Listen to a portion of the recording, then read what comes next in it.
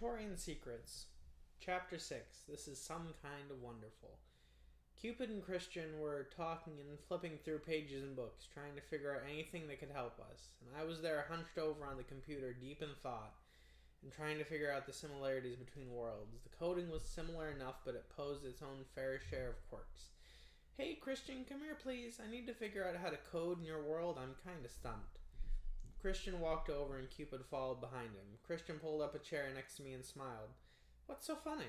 He just rolled his eyes. Okay, wow, he was all so sassy.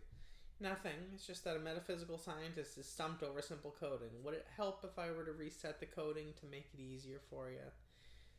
It would, and Cupid started to laugh. Kudos to you, Christian. Nice to know I'm not the only one who knows how to mess with Dad. I stuck my tongue out and Cupid flipped me off. Oh dear Lord, you really are my kid. Click-clack. Christian typed away on the computer and I saw the gears spinning faster and harder than before. There, it's all set and done. You have unfettered access to the coding. You're welcome, by the way. I nodded. Thank you, Christian. Okay, now please don't go anywhere. I still need your help. Does your universe have Wi-Fi?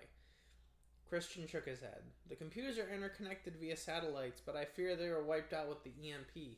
Now they exist as islands unto themselves.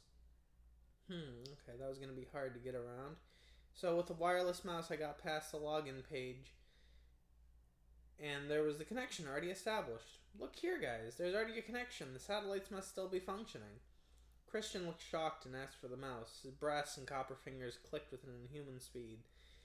The satellites can't be active. The EMP knocked out all the power. At least I thought they did. I shrugged my shoulders. Guess they didn't. So there's one problem solved. Now, Christian, what is the way to communicate across dimensions? Christian put his hand out. Cupid, he needs the book you found. Cupid then walked over to the library and pulled the dusty book back out. It was a red leather-bound journal.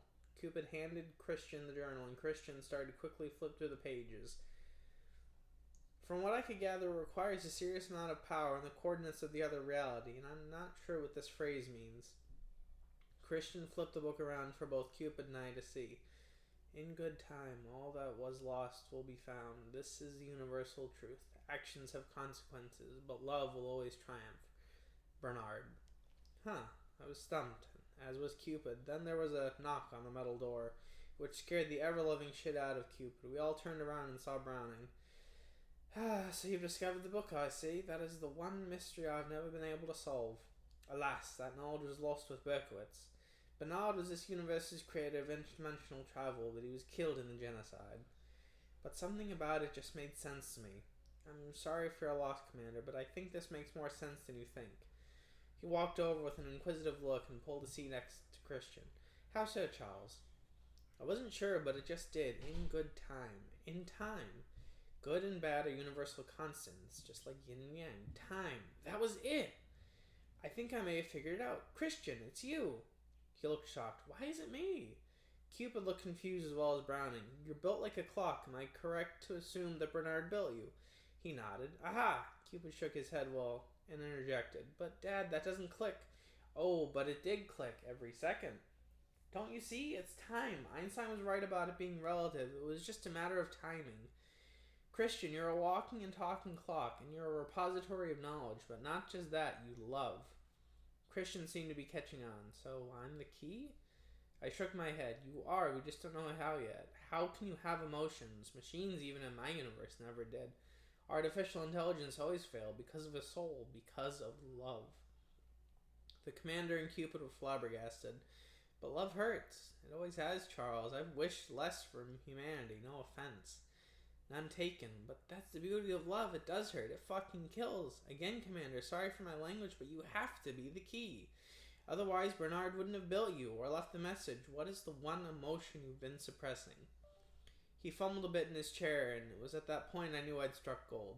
It's actually not just an emotion, but the truth is, I helped to engineer Berkowitz's nerve agent. He came to me one day after my creation and told me to help him, otherwise Bernard would die. The commander was shocked and angry. No, he was pissed. I don't know if there was a word for that look, but Cupid saw through the anger. You made an impossible choice, just like Browning. You've been lacking forgiveness and self-compassion, haven't you? He nodded and put his head into his hands and started to weep oil. It's a secret I've been carrying with me for 26 years, and I knew the second I told the truth I'd lose you, Commander. It's been eating away at my soul. Everything I've been doing to help rebuild and fight has been to atone for my sins. At that very moment, the look of the commander changed from anger to compassionate sadness. Son, you couldn't have possibly known how to react. It's only human to mess up. I forgive you. As much as it hurts to say that, it's the truth. And with that, a new sound clicked inside Christian and his glass chest opened up. Cupid looked inside and saw a metal device wrapped in a piece of paper and tied with a strap of leather. Dad, I think this is for you, and Christian, I think this note is for you and the commander. The commander picked up the device and unfurled the leather strap.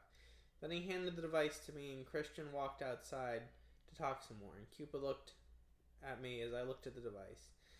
A soul is the one thing that transcends species and even realities. I now understand humanity a bit better. It truly is darkest before the dawn.